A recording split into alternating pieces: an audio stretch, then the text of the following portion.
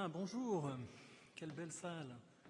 On va pas nettoyer. Alors, merci à Adrien pour avoir posé un peu le cadre de toutes ces lésions traumatiques.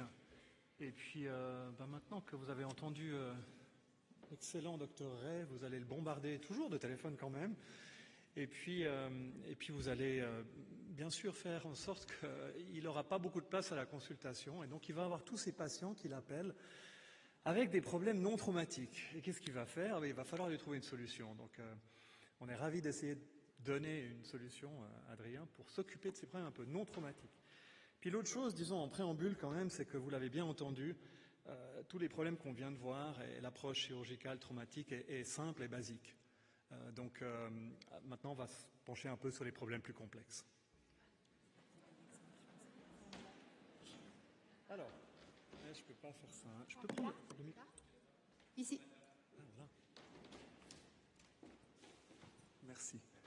Voilà, j'aime bien bouger parce qu'il paraît que c'est pas top de rester sur place. Alors, on va demander à ChatGPT. Je me suis dit, autant utiliser un peu la technologie pour préparer un talk parce que finalement ça va être plus rapide. Et je lui ai demandé de m'aider. Alors, j'espère que vous repérez facilement les grossièretés qui sont sur cette image créée par ChatGPT. Il est évident que le talus ne se situe pas tout à fait ici. Donc, bon, je suis un peu embêté. Je me suis dit, mince, qu'est-ce que je vais faire? Alors, première chose, c'est qu'il y a quand même une bonne nouvelle. La bonne nouvelle, c'est que c'est largement améliorable et donc on a encore une place. Merci.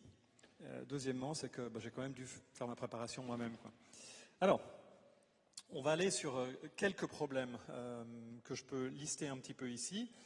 Des noms, des concepts, des choses que vous croisez ici ou là. Et puis, on pourrait parler longtemps sur les problèmes non traumatiques du pied, de la cheville. Il y aurait quand même beaucoup de choses à faire, beaucoup d'entités, etc. Toutes les structures, quoi. Après, on peut décortiquer, puis prendre chaque tendon, puis dire il y a la tendinite de... mais on va peut-être essayer d'aller un petit peu autrement. Puis je vous propose de focaliser d'abord sur un problème qui est la fasciopathie, qu'on va essayer de ne plus appeler fasciite plantaire, parce que la notion IT n'est pas toujours le terme le plus adéquat. Il s'agit d'une fasciopathie. Alors, bon, prenons le fascia plantaire, finalement, à quoi il sert? Un soutien passif de l'arche plantaire médiale, il transmet les forces aussi, hein, parce qu'il y a un effet en fait de levier, ou un effet treuil qui fait, donc c'est utile mécaniquement également. Il a un effet amortisseur, il participe à la proprioception plantaire, clairement. Et puis, dernièrement, il ne faut pas oublier que le fascia plantaire, il est quand même en continu avec la face postérieure, avec les chaînes postérieures, donc le tendon d'Achille, etc. Donc on a des structures qui se parlent un petit peu, qui travaillent ensemble, ça, il ne faut pas trop l'oublier. Donc voilà, vous avez ces différents éléments, donc plusieurs rôles du fascia plantaire. Alors l'imagerie, parce que finalement vous avez un patient qui vient, il a mal au talon, vous dites qu'est-ce qu'on fait? L'imagerie, c'est l'échographie ici qui est assez utile et efficace. Et puis si on regarde un petit peu, ici vous avez un patient avec un fascia plantaire normal, donc ça c'est le talon, c'est l'insertion du fascia plantaire, ça c'est le fascia plantaire ici, avec une épaisseur mesurée à 0,3 cm ici. Et puis là, vous avez plutôt un peu hypoéchogène, c'est plus épaissi, vous avez plus du double de l'épaisseur à 7,5 mm. Voilà. Sur une IRM, vous allez voir d'autres choses, peut-être un petit œdème osseux à la tâche, mais franchement, en général, on n'a pas besoin de l'IRM et l'échographie est pas mal du tout. Pour faire ça, ça coûte moins cher et c'est plus rapide quand même. Donc voilà, cliniquement, c'est en général assez simple. Alors, après, on peut se demander la question un petit peu au niveau de l'anamnèse, c'est là où ça va peut-être nous prendre un peu plus de temps de comprendre les facteurs déclenchants, les facteurs de risque.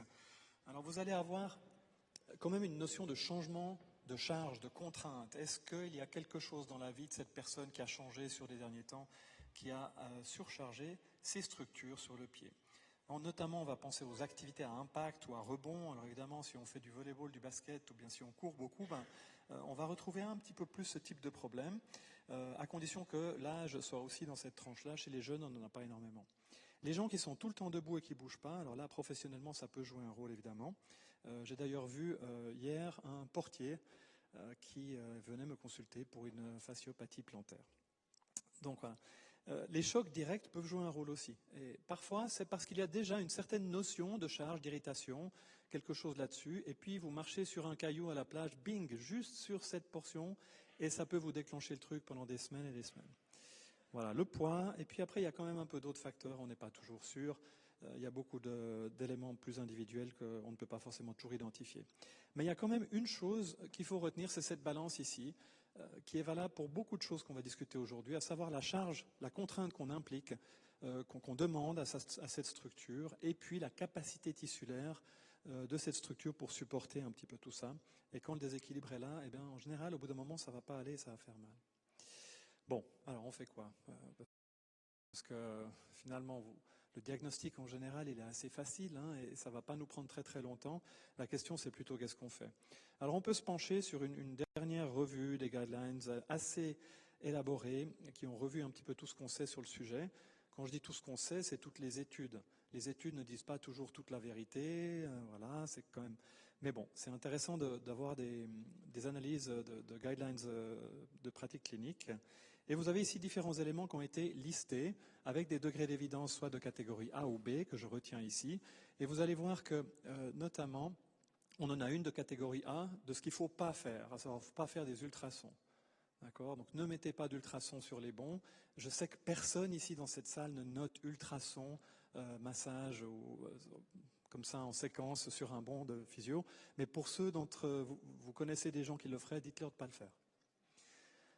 Il y a peut-être deux choses que le médecin peut prescrire, à savoir des semelles chez le podologue ou le body orthopédiste, ça peut être utile, ou bien une attelle pour la nuit. Je dois avouer que j'en prescris pas beaucoup, c'est dans les recommandations, mais c'est assez inconfortable, les gens n'aiment pas, ils mettent pas, etc. Donc moi, en général, je passe cette étape-là. Tout le reste, ça implique plutôt la physiothérapie, que ce soit des interventions de thérapie manuelle, où on va faire du stretching, on va aider les tissus manuellement, qu'on fasse du taping, ça va être intéressant pour essayer de décharger un petit peu la surface, et puis éventuellement du dry needling pour la musculature, les trigger points, etc., dans les mollets, etc., ça peut aider aussi dans les muscles plantaires. Et puis après, il y a un entraînement neuromusculaire, une rééducation musculaire, etc. Donc voilà, vous avez différentes choses qui vont de l'étirement au massage, au roulement, et un protocole qui a été aussi testé avec des choses multimodales qui incluent de la force, du réentraînement musculaire. C'est le protocole de Ratliff qui montre qu'on a quand même des très très bons effets après 3 mois. Ça, c'est le protocole combiné musculaire, etc. Ça, c'est quand on fait plutôt des semelles et puis du stretching. Vous voyez qu'à 12 mois, ça marche pour tout le monde, plus ou moins pareil, mais on a quand même un effet un peu plus rapide si on rajoute du renforcement musculaire assez spécifique. Voilà, tout ça, vous pouvez trouver toutes les vidéos sur YouTube qu'il faut, quoi. Sauf que c'est pas toujours aussi simple. Des fois, c'est pas ça. Les douleurs sont dans ce coin-là, mais c'est pas ça. Ça peut être plein d'autres choses, et notamment, alors bon, il peut y avoir une inflammation du fat pad hein, sous le talon. Ok, il peut y avoir eu un choc, quelque chose qui peut créer ça. Ça peut prendre du temps. Il peut y avoir une fracture de stress du calcanéum. On pourra voir ça un peu plus tard. Et puis, il peut y avoir aussi tous ces rameaux nerveux, notamment du nerf plantaire latéral, qui ici peut, dans cette zone-là, ce qu'on appelle le nerf de Baxter, avoir une forme de conflit, d'impingement, d'étirement, et ça peut poser problème, et c'est un petit peu plus difficile à traiter. Parfois, quand les douleurs se localisent un peu plus médialement, au regard du calcanéum, ou qu'il y a des sensations plutôt neuropathiques de ces douleurs, à ce moment, on doit se poser un peu cette question. Ok. Il y a un truc qui est mentionné là, l'épine calcanéenne. Long débat sur l'épine calcanéenne. Alors vous allez savoir qu'il y a beaucoup de gens qui ont une épine calcanéenne qui n'ont pas de douleur. Par contre, elle est plus présente chez les gens qui ont des douleurs. Poule ou œuf, on est plutôt dans une traction, une apophysite de traction, mais ce n'est pas ça qui crée la douleur, c'est plutôt une conséquence. Donc on s'en soucie en fait pas tellement et surtout on ne va pas les couper, quoi. Voilà, pour cette première partie, fasciopathie plantaire. Ok, avançons un petit peu sur le tendon d'Achille. Alors on est un petit peu plus haut que le pied sur l'arrière. Je vais prendre un cas ici, un coureur de 39 ans qui a mal derrière les talons des deux côtés, ça fait 3 mois, il a déjà vu kiné, ostéo, il a déjà fait pas mal de choses.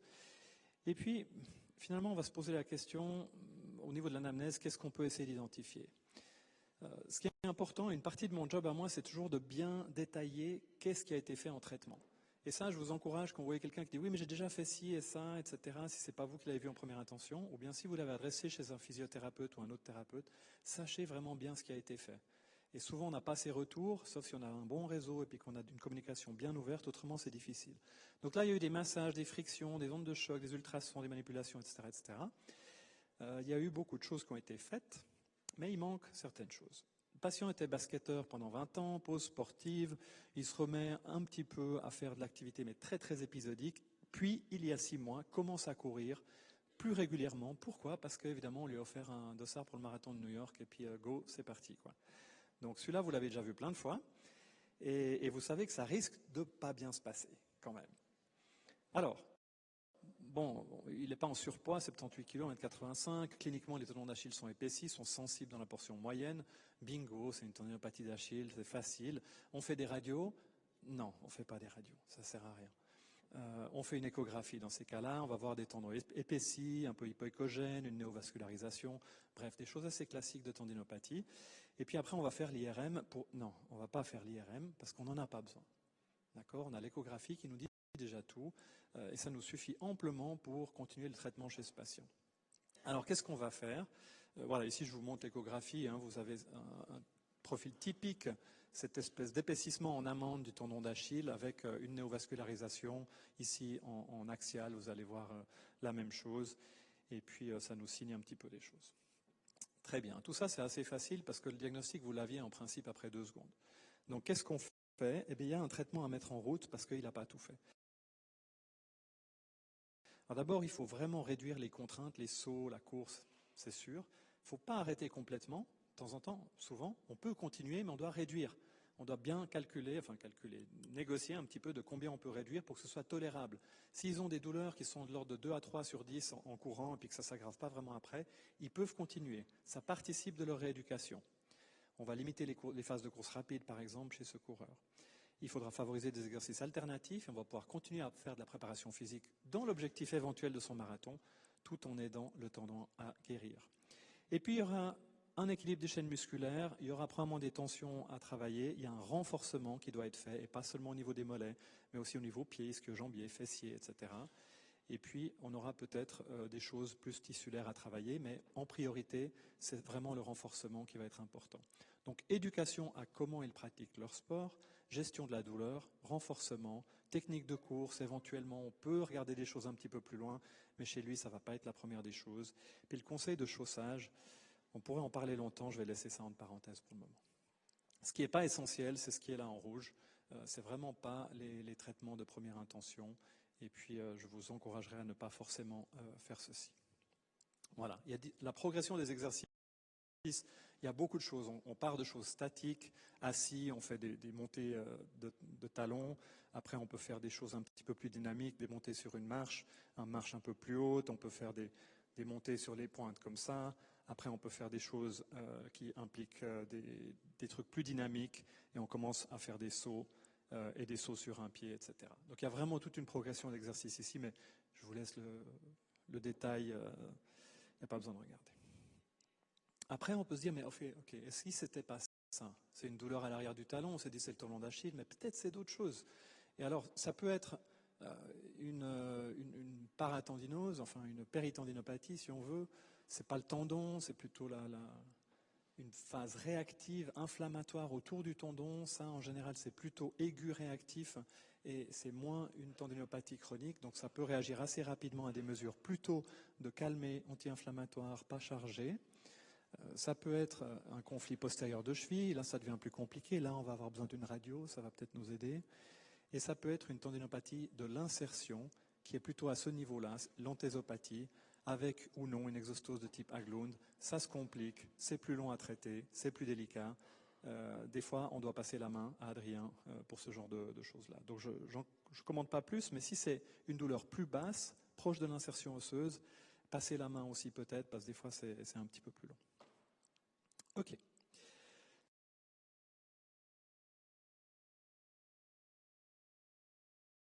Les os. Alors les os, on va prendre ici l'histoire d'une coureuse de 26 ans qui fait depuis 6 ans de la course, elle fait du fitness, du yoga.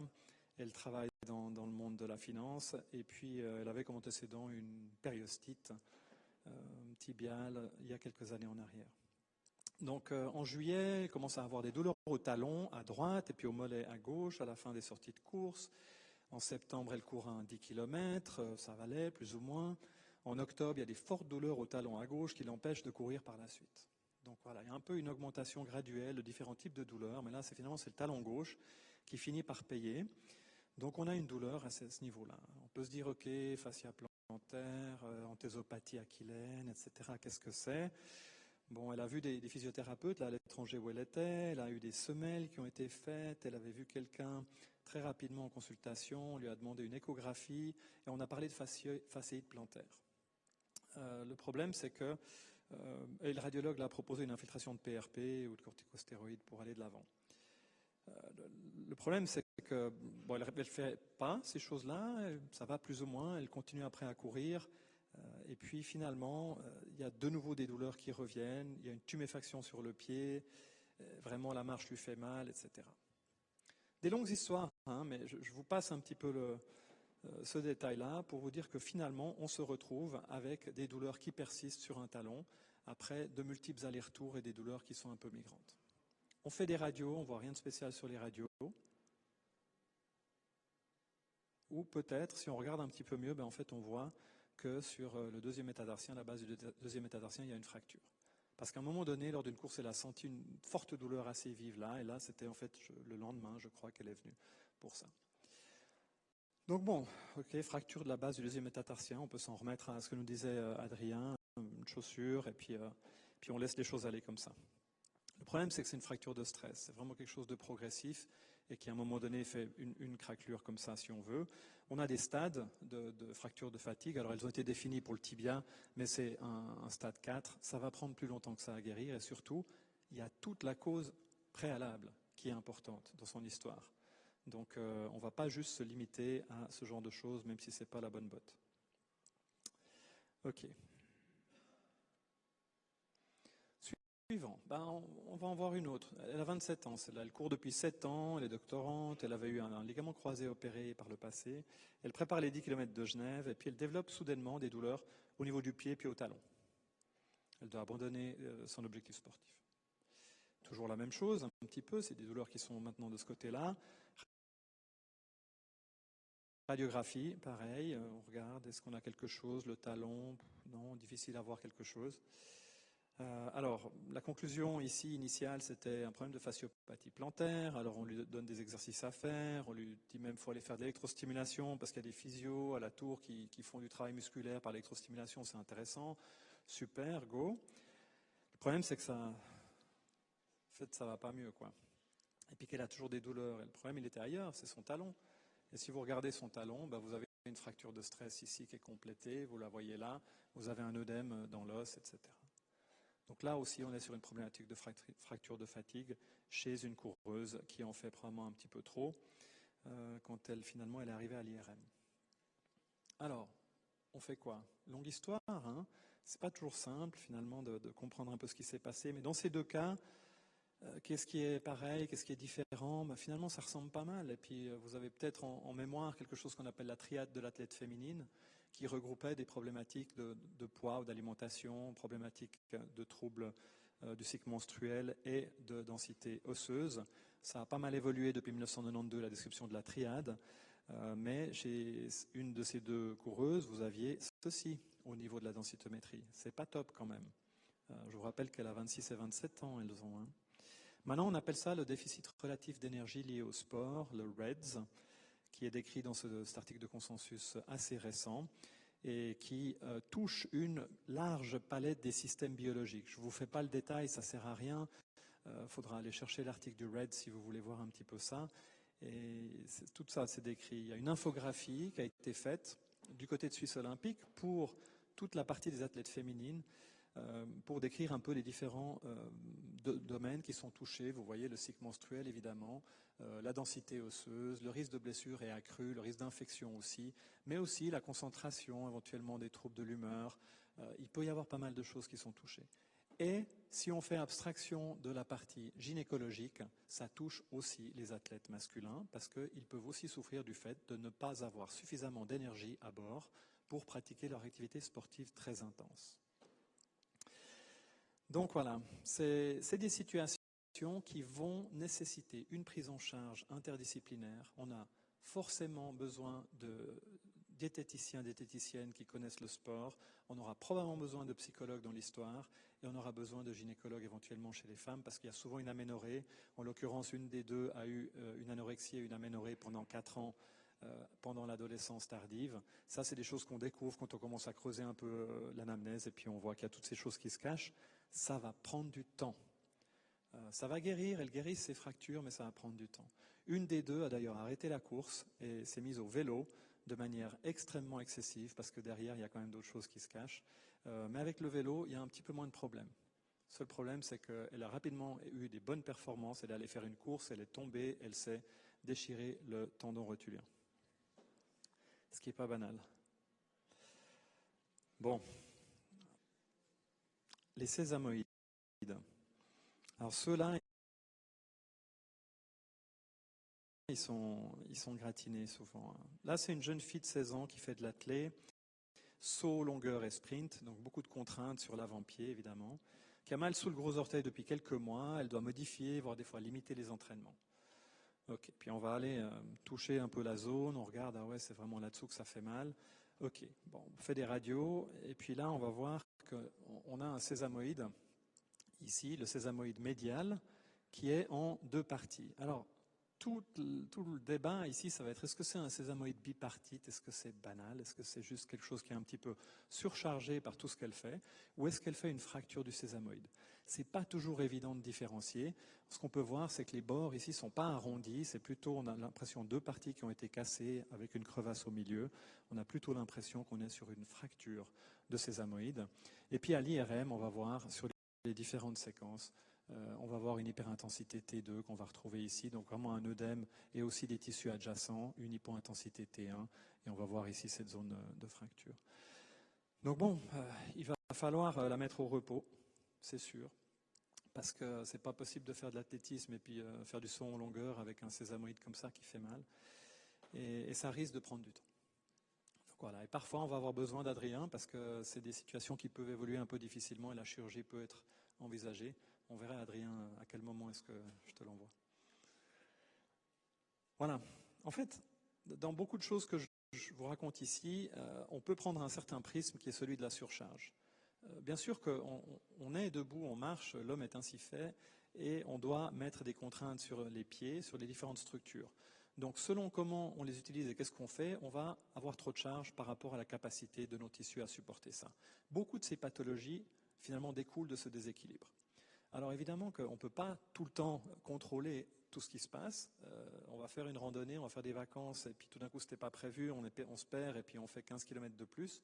Moi, j'ai fait une tendinopathie d'Achille une fois dans ma vie, c'est parce que je pensais faire 8 km de course à l'étranger, puis j'ai fini par faire 24. Ben, ça m'a coûté quand même 4 mois pour me lutter contre le tendon d'Achille après, quoi. Alors, tout tissu, finalement, tissu dynamique, actif, etc., bénéficie du principe de surcharge. C'est l'entraînement qui marche comme ça. On applique une stimulation régulière et puis on va avoir une progression des fonctions physiologiques, de la force musculaire, de la résistance des tissus, on va avoir une synthèse protéique augmentée, on va avoir plein de choses qui se passent et qui induisent une réponse à l'entraînement qui est favorable. C'est ce qu'on veut pour arriver à ses fins en termes d'entraînement, si c'est ça qu'on veut atteindre. Le problème, et beaucoup de ce que je vois chez des sportifs et des jeunes sportives et des sportifs, c'est que l'entraînement est souvent compris comme plus, c'est mieux. Or, ce n'est pas toujours comme ça. C'est juste que si on veut aller plus vite, plus fort, plus haut, on va devoir faire plus, mais on doit devoir faire mieux et pas seulement plus. Et ça veut dire qu'on doit intégrer la notion fondamentale de récupération dans tout ce qu'on fait. C'est valable pour tout un chacun d'entre nous. Et le principe de l'entraînement, la base de l'entraînement, c'est ce schéma qui dit que si vous avez un certain niveau de capacité tissulaire ou de force, si vous faites une charge, à savoir un entraînement, ou bien vous préparez quelque chose pendant des semaines, vous faites du sport, et puis qu'après vous avez une certaine récupération, vous allez avoir ce qu'on appelle une supercompensation. C'est ces adaptations du tissu qui font que vous devenez plus fort, plus meilleur, plus résistant, capacité tissulaire augmente. Ça, c'est le bénéfice. Et puis l'idée, c'est qu'on continue à augmenter, on cumule un peu ça, et puis hop, ça y va. Tout va bien, les tissus sont plus forts, et puis on va réussir. Et c'est ce qui permet à Milo de Croton de porter le Minotaure. Par contre, ce qui se fait souvent, c'est que c'est trop vite, trop tôt, ou bien des contraintes qui sont malheureusement pas bien gérées, et puis on se retrouve de l'autre côté, et du coup, on n'a pas de capacité de tolérer la charge. Et ça, c'est toutes ces blessures de surcharge ou non traumatiques. Et je vous l'ai dit tout à l'heure, au niveau du sport, et pas du sport d'élite, mais beaucoup du sport amateur, on a une tendance à pousser plus fort. Je ne vous parle pas du trail, des ultras, de ces choses-là, mais même ici, vous en avez vu beaucoup après le marathon de Genève, qui sont venus vous voir et qui sont peut-être un petit peu quelque part à chercher à faire un peu plus qu'ils ne devraient ou pourraient. En termes de traitement, vous n'avez pas de magic bullet. Okay, ça, c'est la balle que Lee Harvey Oswald a tirée pour toucher Kennedy, ici à l'arrière. Okay, c'est le trajet qu'aurait fait cette balle. Une seule balle pour régler le problème. Ça n'existe pas. Moi, on m'a appris, il y a une vingtaine d'années, que c'était hyper important de regarder un petit peu ça, comme ça, la pronation, parce que la pronation était la réponse à tous les maux au niveau du pied. Ça l'est pas vraiment. Il y a une place éventuellement pour ces choses, on ne va pas rentrer là-dedans, mais il y a très peu de place finalement. Il y a beaucoup d'autres choses qui se font, et tout le monde le fait finalement, ce genre de thérapie, mais elles ont aussi très peu, voire pas d'évidence du tout d'utilité dans ce genre de pathologie de surcharge, même si on regarde un peu plus haut sur le corps. Donc un équilibre entre ne pas en faire trop peu et ne pas en faire trop pour augmenter la capacité de tous les tissus est important. Donc s'il y a une période d'arrêt d'activité, si on reprend son job où on est debout tout le temps, ça risque de poser problème aussi. C'est aussi simple que ça. Parce que finalement, l'objectif, c'est que les gens puissent bouger. Et ils ne bougent pas assez. Et si on veut bouger, il faut quand même être sur ses pieds la plupart du temps. Marcher, c'est une des meilleures choses qu'on peut faire. Ça, vous le savez bien. Et donc, mais même marcher plus, ça peut occasionner certaines de ces pathologies-là. Alors, quand on veut marcher plus, eh bien, peut-être que des fois, il faut regarder un petit peu au niveau des chaussures, des choses qu'on pourrait essayer de discuter. Mais avant tout, je voulais peut-être conclure, mais je ne vais pas pouvoir conclure sur ces dernières pathologies, parce que si on devait parler de la cheville, on en aura encore pour une demi-heure. Et puis pour le Morton, ça va être encore un peu plus compliqué. Donc je suis désolé, je ne vais pas pouvoir le faire. Mais j'ai un petit quiz pour vous. Qu'est-ce que vous faites de cette image et qui peut me dire ce qu'elle représente ?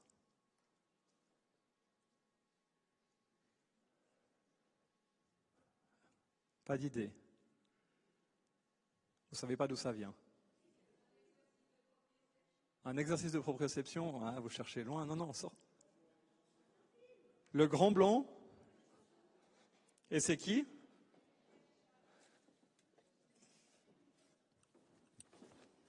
Voilà, il y a un petit cadeau pour celui qui a gagné le quiz. Un peu de lecture cinématographique, parce que de temps en temps, c'est bien de sortir un petit peu de ce qu'on fait. Voilà. Donc, la chaussure, parce qu'on va nous demander pour toutes ces pathologies, tous ces problèmes, mais quelle chaussure je dois mettre, docteur ? Alors, finalement, la question qui va se poser, c'est moi, je mets quelle chaussure ? Et aujourd'hui, en venant depuis l'hôpital de la Tour, j'ai marché pas mal, parce qu'on a un challenge, les Steps for Cancer, je ne sais pas si vous le faites. Et puis, je me suis dit, mais si je marche avec mes chaussures brunes, je risque de me faire mal. Parce qu'elles sont plus rigides, elles sont un peu plus plates, c'est un peu moins confort. Si je marche avec celle-là, ça risque d'aller mieux. Par contre, quand même, je veux dire, j'ai mis le costard, il faut quand même que je mette les chaussures. Je fais quoi ? Eh bien, j'ai un sac à dos et puis je porte une paire de chaussures dedans, puis je marche avec les baskets. Très souvent, on va avoir un déclenchement de certaines de ces pathologies parce qu'il y a eu une longue marche avec des chaussures plates, dures, etc. Ça peut jouer un rôle. Donc, on ne va pas tout mettre sur la chaussure, mais elle joue un rôle et il faut pouvoir aborder un petit peu ces questions-là aussi. Et donc, voilà un petit peu ce que je souhaitais vous dire sur les problèmes de surcharge ou non traumatique du pied.